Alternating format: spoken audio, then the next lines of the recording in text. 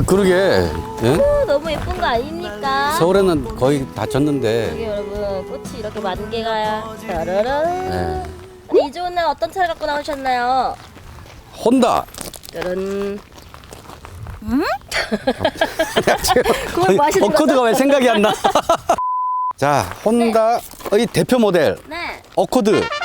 어코드의 가장 형님 형님. 2.0 터보 어허. 가져왔습니다. 예. 오늘도 부르셔야죠. 우리 새 교수님. 모셔보겠습니다. 빠바바바. 자, 혼을 다해서 달려나오시는 새 교수님. 춤추시면서 등장한 어서오세요 새 교수님.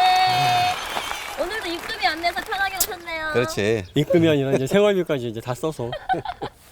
그래도 새 옷을 입고 나오셨는데 무슨 생활력입니까? 아닙니다. 압류당해서 경찰서 가서 압류를 풀고. 네. 빨리 좀 입금 좀 해주세요. 네. 힘듭니다. 저희도 힘듭니다. 힘들어요.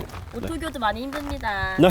자, 교수님 오늘은 혼다 어코드 가지고 왔습니다. 어코드. 네. 네, 어코드라는 이름의 뜻 다 알죠? 의미 같은 걸 부여하다. 음흠. 뭐 이런 뜻이에요. 자, 마이크를 좀 잡아주시겠어요? 네, 그러니까 이제- 너무 성의 없이 지금 방송을 마이크도 안 잡고 말이야. 어코드는 잘 팔리는 차입니다. 네, 그건 누군 알고 있죠? 예, 일본을 대표하는 중형 세단 중에 양대 산맥, 캠리와 어코드. 이 두 모델을 빼면은 사실 뭐 일본의 중형 세단을 논할 수가 없죠. 네. 미국에서 아까도 얘기했습니다만 한때 미국 차 중에 혼다를 대표하는 차 어코드를 그냥 혼다라고 불렀고 온다. 캠리를 토요타라고 불렀어요. 그렇죠. 그래서 너 차 뭐 샀어? 그럼 나 토요타. 저도 나- 하나 샀어. 그럼 그게 캠리 산 캠리고. 거예요. 네. 1976년도에 처음 출시가 됐습니다. 1976년에 출시돼서 캠리보다 4년 앞섰어요. 2천만 대 누적 판매량을 가지고 있는 정말 대단한 베스트셀러이자 스테디셀러입니다. 오호. 오하이오 주에서 많이 만들어져요. 네. 일본에서도 이제 제작이 되긴 하는데 일본에서 제작되는 것들은 이제 하이브리드. 우리나라에는 2004년도에 소개가 됐습니다. 2004년도에 혼다 코리아가 발족을 해서 그때부터 들어왔는데 사실 그 이전서부터 이제 혼다하고는 좀 인연이 있었어요, 우리나라가. 아, 어떤 인연이 있었죠? 어떤 인연이 있었냐면 4세대 어코드의 베이스로 나온 고급형 모델 중에 뭐가 있었냐면 레전더라는 모델이 있었어요. 1986년도에 미국의 고급차 시장을 겨냥해서 혼다가 고급 브랜드로 어큐라를 런칭을 했는데 일본 브랜드에서 최초입니다. 그러니까 렉서스하고 인피니티보다 더 앞섰어요. 그러니까 1986년도에 런칭을 하고 나서 2세대 레전드를 냈는데 그 2세대 레전드가 대우에서 예. 가지고 왔죠. 뭔지 알아요? 몰라. 한번 얘기하셨던 적이 있는데. 꽃 이름 비슷해요. 네. 뭐야? 꽃 이름 비슷해. 아까 씹던 껌하고 비슷한데. 아카시아? 비슷한데. 아카시아? 맞아요? 비슷했어요. 네. 네. 아카디아라는 차가 아카시아. 4세대 레전드예요. 예. 그 아카디아는 그냥 대우에서 그대로 되어온 차입니다. 거의 레전드를 뭐 손 안 대고 그냥 아카디아라는 그 브랜드만. 아카디아 그 되게 당시 가장 비싼 차. 5,200만 그 당시에 원이에요. 5,400만 원이. 그 아파트 한 네. 대 값이지 뭐. 그렇죠. 그때 당시에 뭐 아파트 한 채 값에 준하는 가격이었습니다. 진짜 비싸네요. 네.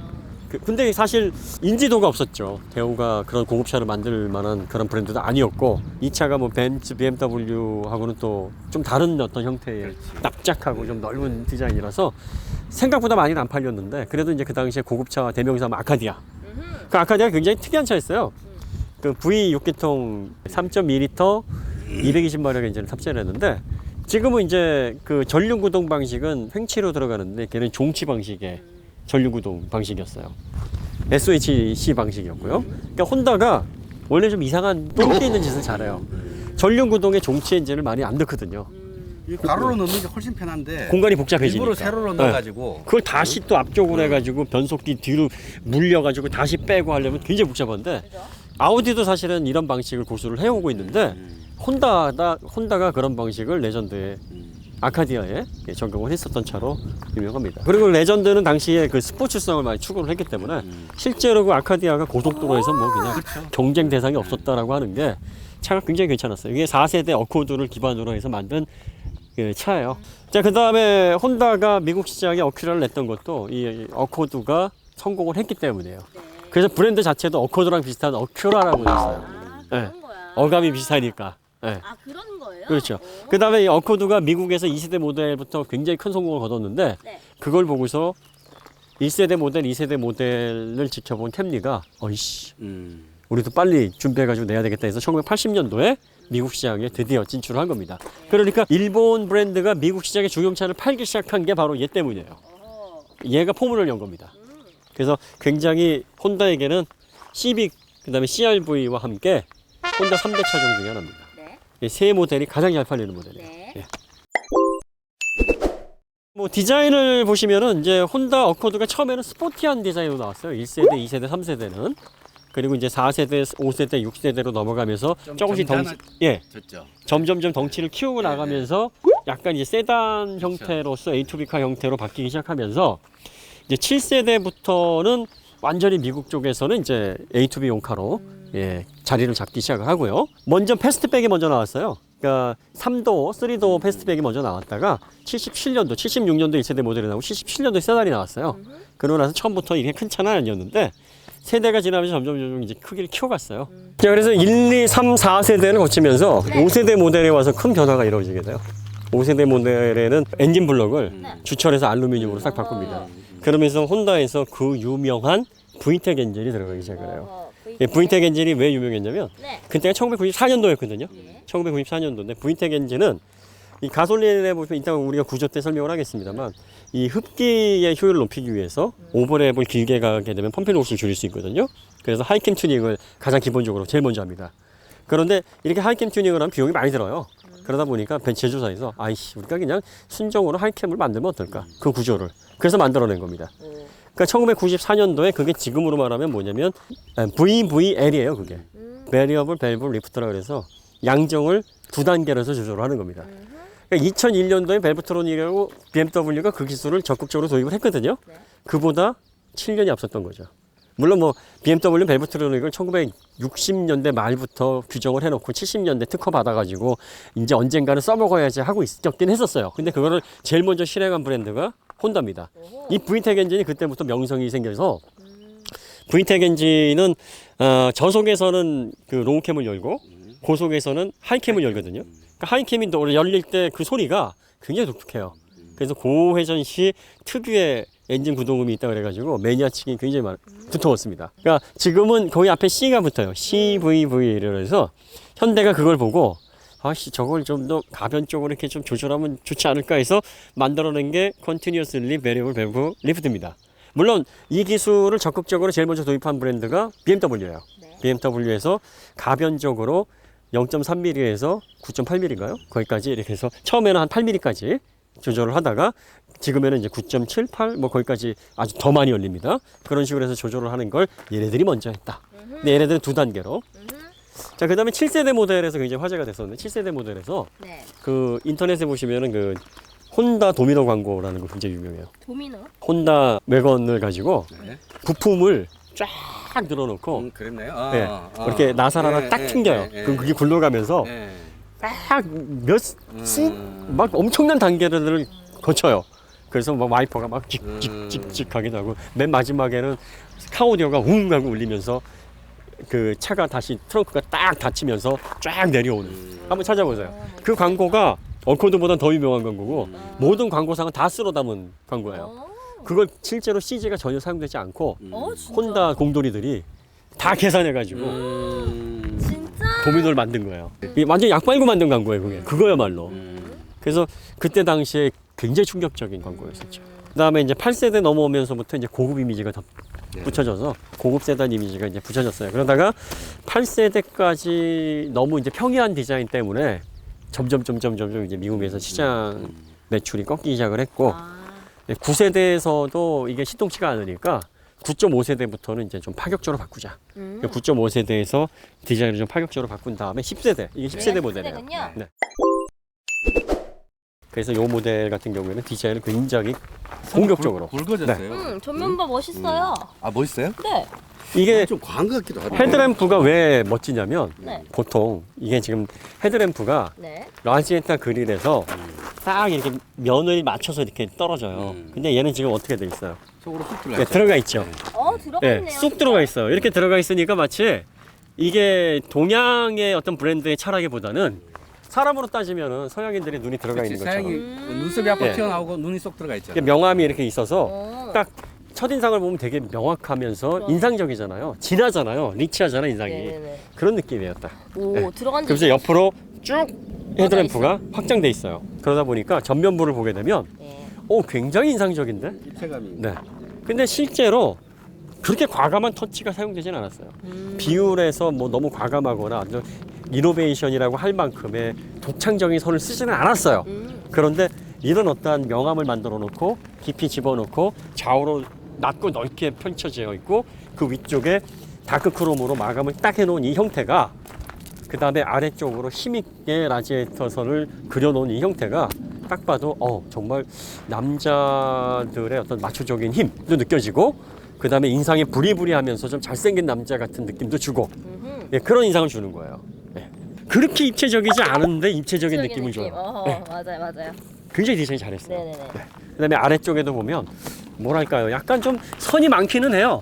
그 다음에 그 혼다가 이렇게 그 서피스를 뒤틀던 브랜드가 아닌데 드디어 서피스가 뭐예요? 그러니까 면 네. 아, 이렇게 면. 막 꺾고 네. 여기 꺾고 접고 막 이런. 원래 혼다는 이런 식으로 서피스를 안 뒤틀어요. 이거 잘하는 브랜드가 이제 유럽 브랜드들이 이렇게 서피스를 잘 뒤틀거든요. 그래서 약간 좀 오목하게도 하고 뒤틀어가지고 찌그러져 있나 뭐 이런 느낌도 좀 주는 형태의 디자인을 통해서 멋을 내는데 혼다는 그런 브랜드는 아니거든요. 네. 그런데 혼다에서 드디어 그런 기법을 이제 과감하게 그러네. 거의 모든 면을 다 뒤틀어 놨어요. 그러네요. 그래서 이렇게 평평하게 떨어지는 일반적인 형태의 면이 없어요. 그리고 이 선들도 좀 과감하게 썼고 도출부들도 좀 더 이렇게 좀 명확하게 인상을 만들어주는 형태로 다듬어져 있어요. 네. 측면부도 보시면 생이네. 8세대부터 이렇게 위쪽에 캐릭터 라인을 굵게 집어넣는 어허. 방식으로 디자인을 많이 했었어요. 저게 이제 어커드의 나름 디자인 코드인데 멀리서 좀 보세요. 멀리서 보시면 네. 면이 단순하고 이렇게 가운데 쪽은 모노볼륨처럼 보이지만 그러네. 면을 많이 뒤틀어 놨어요. 그래서 위쪽으로는 넓으면서 이 가운데 좀 2열 도로에서 좁아졌다가 다시 펴지는데 마치 공기가 측면을 타고 들어오면서 벤트리건이라고 관이 좁아지면 이게 유속이 굉장히 빨라지는 듯한 느낌을 주는 효과가 있어요. 그래서 공기가 빠르게 들어와서 최고조의 속도에 도달했다가 다시 넓게 확 퍼지는 어떤 느낌을 주는 거예요. 그러니까 그 에어로다이나믹의 어떤 느낌을 이런 서피스의 어떤 조합으로 인해서 만들어냈는데 굉장히 속도감이 있어요, 지금. 그러니까 위쪽으로 뻗는 선과 또 아래쪽에는 그 아래쪽에 스커트 라인을 보시면 네. 몰딩을 집어넣고 여기를 오목하게 깊이 팠어요. 여기 말씀. 네, 오목하게 깊이 팠어요. 네. 보통 저렇게 일본 브랜드에서는 오목하게 깊이 이렇게 파내진 않아요. 근데 어커드에서 이렇게 깊이 파내고 여기 두툼하게 세우면서 뒤로 갈수록 두껍게 하면서 몰딩이 위로 올라가요. 뒤로 가면 네, 두껍게 저게 무슨 역할을 해주는 것 같아요? 마치 튀어나와. 중심을 잡아주는 추 역할을 하는 것 같죠. 그리고 이제 스포츠카들 보면 에어스커트 네. 그렇죠. 그런 게 저런 식의 모양새를 가지고 있거든요. 그 다음에 공기가 측면을 통해서 저쪽으로 쭉 빠르게 부딪히면서 빠질 것 같은 느낌이 주잖아요. 그러니까 눌러준다라는 느낌을 받게 되는 거예요. 위쪽은 공기가 힘있게 들어와서 빠르게 빠졌다가 확산이 되고 밑에는 안정감 있게 확 눌러주는. 그러니까 어떤 언어냐면 야, 이 어커드 딱 봐도 잘 달릴 것 같지. 혼다 할 것 같지. 이런 느낌인 거예요. 아하, 혼다. 그렇죠. 휠도 멋지죠? 네, 휠 네. 멋있어요. 이게 네. 키네틱 스타일이에요, 이게. 키네틱? 네. 그러니까 키네틱이 뭐냐면 네. 정지해 있는데 움직이는 것처럼 보이는 거죠. 네. 그러니까 마치 돌아가는 것 같은 영상이잖아요. 맞아. 네. 그러네, 뒤져보니까. 팔이 여기 있는데 네. 내가 씩 보니까 이렇게 흔적이 남는 거예요. 그렇죠. 맞아. 네. 저런 거를 이제 키네틱 디자인이라고 해요. 오. 플루이딕 스culpture도 그런 그 개념이에요. 맞아. 정지해 있는데 움직이는 것처럼. 그래서 저게 돌아가면서 이 림이 끊어져 있는데 선이 연결되어 있는 것보다 끊잖아요. 그렇죠. 더 동적인 더 역동적으로 네. 보여요. 돌아가는 게 아. 그 사이사이에 끊겨져 있는 저 선이 상당히 시각적으로 도드라진 역동성을 줘요. 그래서 저렇게 끊어져 있으면 도울 때, 휠이 회전할 때 더 역동적인 느낌을 준다는 거죠. 그리고 이 차는 이제 터보 다운사이징 모델이에요. 그래서 마치 터빈 속에 들어가 있는 임팔라처럼 빠르게 회전하는 임팔라처럼 역동적인 어떤 디자인의 휠이다라는 거를 또 보여주려고 했던 의도인 것 같아요. 그 다음에 루프라인 쭉 보면 이게 세단이야? 그렇죠. 이거는 세단이 아니죠. 호텔 비슷한 네. 느낌. 이거는 세단이라기보다는 예, 쿠페룩이에요 거의. 패스트백 형태. 그러네 진짜. 거의 트렁크 라인까지 다 떨어져 있죠. 보통은 어디까지 떨어지냐면 여기에서 그쵸. 이렇게 딱 정도까지 떨어져서 요만큼이 트렁크 리드가 돼야 되는데 얘는 여기까지 연장이 돼 있죠. 그다음에 이 몰딩도 보면 그 선에 맞춰가지고 쭉 돼 있어요. 네. 그래서 이까지 찔고 네. 나. 그다음에 아래를 몰딩으로 마감을 안 했어요. 뭔가 아래를 마감을 하면 잘 정리되면서 안락한 느낌을 주는데 야 얘는 좀 스포티한 차야.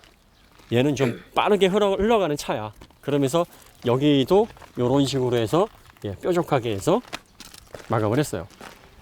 자 이렇게 되면 아무래도 2열 좌석은 약간 좀 손해를 보겠죠. 너무 이렇게 만만하게 떨어지니까. 그렇지만 이제 이렇게 하면서 역동적인 어떤 디자인을 통해서 기존에 실상했던 너무 모범생 이미지의 디자인에서 좀 탈피하는 게 좋지 않겠냐 해서 이런 식으로 최근 추세가 이래요. 소나타도 이렇게 디자인되어 있죠. 맞아요. 네.